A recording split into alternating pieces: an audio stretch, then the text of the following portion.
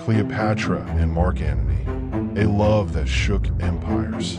In the twilight of ancient empires, two names echo through time: Cleopatra and Mark Antony, a queen and a general. A love so fierce, it defied the greatest empire the world had ever known and brought it to its knees. She was no ordinary queen. Cleopatra, last pharaoh of Egypt, brilliant, ambitious, and said to speak a dozen tongues.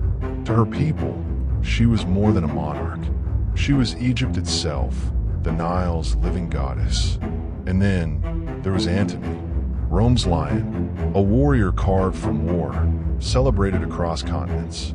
He was Caesar's right hand, a man who commanded loyalty and fear in equal measure. Their worlds collided on the banks of the Nile. Cleopatra did not walk to meet Antony. She arrived in legend, draped in pearls, veiled in mystery. Her arrival was more than an entrance. It was a performance designed to conquer the conqueror. And it worked. The hardened general, unshaken by 1,000 battles, was undone by a single queen's gaze. Their union was fire, passionate, intoxicating, dangerous. Together, they became more than lovers.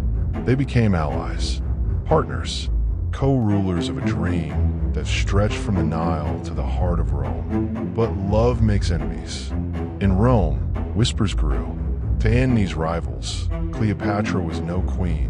She was a sorceress, a temptress who bewitched a Roman general and turned him against his homeland. And to Octavian, Caesar's heir, their love was not romance. It was treason. The clash came at sea, the Battle of Actium. Rome versus Egypt, Octavian versus Antony, and Cleopatra. The fate of empires balanced on the edge of fire and steel. In the chaos, Cleopatra's ship fled the battlefield, and Antony followed.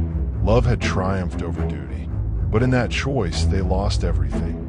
Defeated, betrayed, and hunted, Antony could not face a world without her. Believing Cleopatra dead, he fell on his own sword, his final act of honor and of love. But she was not gone. In her arms, Antony breathed his last, a soldier undone not by enemies, but by love itself. And Cleopatra, she would not live to be paraded in Rome, a trophy for Octavian's triumph. She chose her own ending. Draped in royal splendor, she embraced death by the bite of an ASP. The Queen of the Nile, unbroken, unbowed, and forever bound to Antony. Together, they burned brighter than empires, and like empires, they fell. But their story endures. Cleopatra and Mark Antony, a love that shook the ancient world and still whispers through the ages.